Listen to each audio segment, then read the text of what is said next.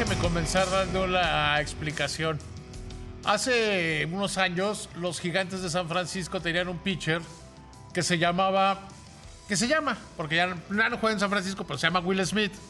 Entonces él ponía Will Smith el blanco. Y hoy voy a presentarles a Arnulfo Rodríguez Hernández, el de BBVA México. ¿Qué tal, Arnulfo? Te llamas igualito que el director de análisis de Multiva. ¿Qué tal, David? ¿Cómo estás? Es un gusto estar en tu programa y con tu público. Sí, conozco a mi homónimo y me llevo muy bien con él. Es un gran tipo y tiene aquí una sección los martes. Por eso tenía que empezar con... ¿Por qué iba a decir Arnulfo el otro? Pues no es el otro, es... y es un buen economista. Oye, Arnulfo, ya pasando de eso, y qué bueno que lo conozcas y te lleves bien con él. Hoy presentaron su monitor de finanzas públicas. ¿Por qué no le platicas al auditorio? Porque creo que hoy llama mucho la atención.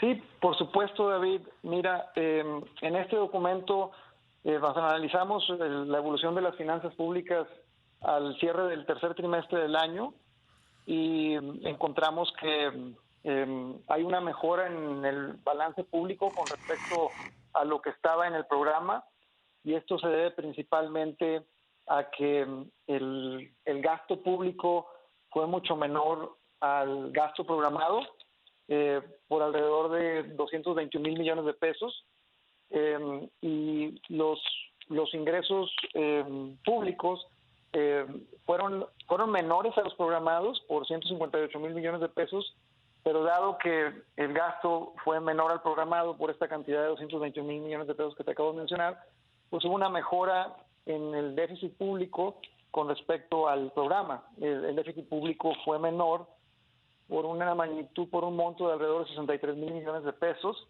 Es importante comentar que los ingresos públicos fueron menores a los del programa, en gran parte debido al menor desempeño de los ingresos petroleros con respecto a lo que se esperaba, y esto pues se debió indiscutiblemente a las menores cotizaciones del precio del barril de la mezcla mexicana. Otro tema importante a comentar tiene que ver con el cociente de deuda pública PIB, medido en el concepto más amplio de deuda pública, que es el saldo histórico de los requerimientos financieros del sector público.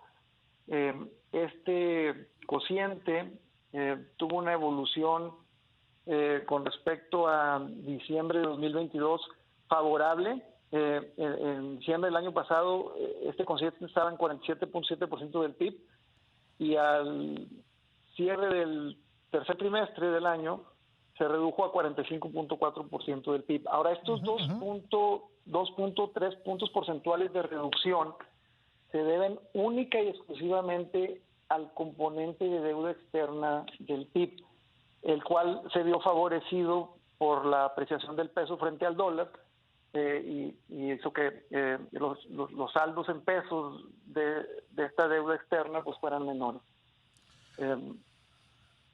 A ver, yo lo que te preguntaría, Arnulfo, es, con base en lo que analizaron, con base en este monitor, ¿las finanzas están mejorando o son efectos coyunturales? Bueno, esa es muy buena pregunta.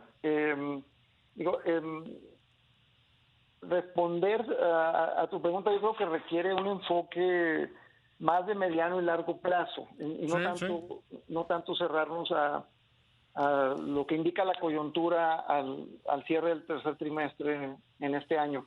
Y en ese sentido, o sea, a mí sí me gustaría enfatizar que el gran reto lo va a tener el siguiente gobierno federal, porque la propuesta de déficit público de 4.9% del PIB para el siguiente año va a obligar al siguiente gobierno federal a que haga un programa de consolidación fiscal. ¿Por qué digo que va a ser necesario un programa de consolidación fiscal? Porque desafortunadamente el margen de crecimiento de la recaudación tributaria es muy bajo, y continuarán las presiones al gasto público derivadas de los programas sociales instituidos en el actual sexenio. Decía...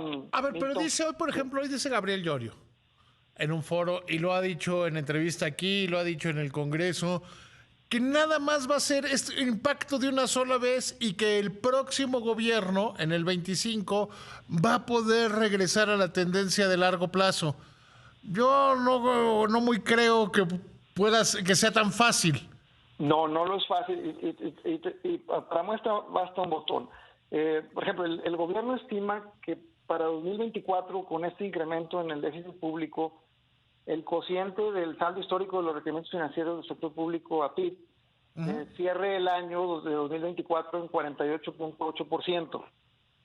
Para que el gobierno federal entrante sea capaz de mantener este cociente constante en 48.8%, va a ser necesario que el déficit público lo reduzca de 4.9% del PIB en 2024 a niveles alrededor del 2% del PIB. Estamos hablando de un programa de consolidación fiscal de 3 puntos porcentuales de PIB. No es trivial ese esfuerzo que tendrá que hacer. ¿Y cómo hacer una consolidación fiscal independientemente de si gana Xóchitl Gálvez o si gana Claudia Sheinbaum una elección? ¿Cómo hacer una consolidación fiscal de ese tamaño, Arnulfo? Pues mira, no es una pregunta fácil. No es.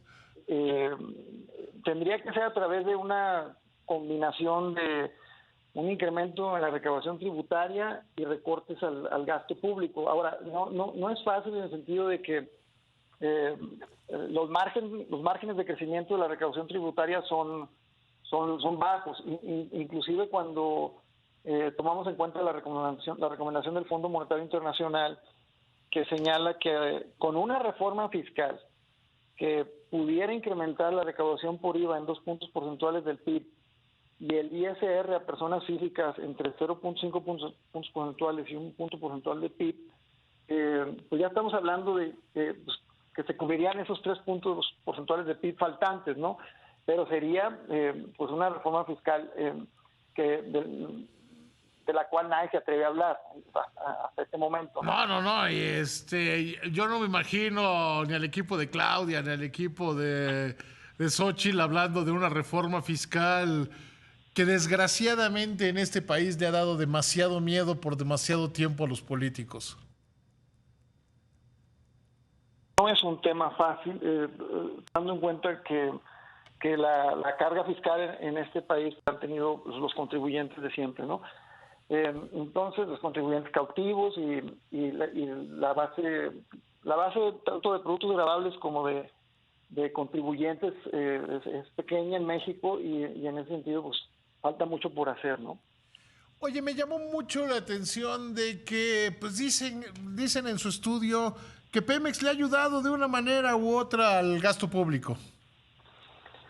Sí, mira, a pesar de que los ingresos petroleros fueron menores a los del programa hasta el tercer trimestre del año, los gastos de Pemex también fueron mucho menores a los programados, y eso permitió que Pemex contribuyera de manera positiva a la mejora del balance público.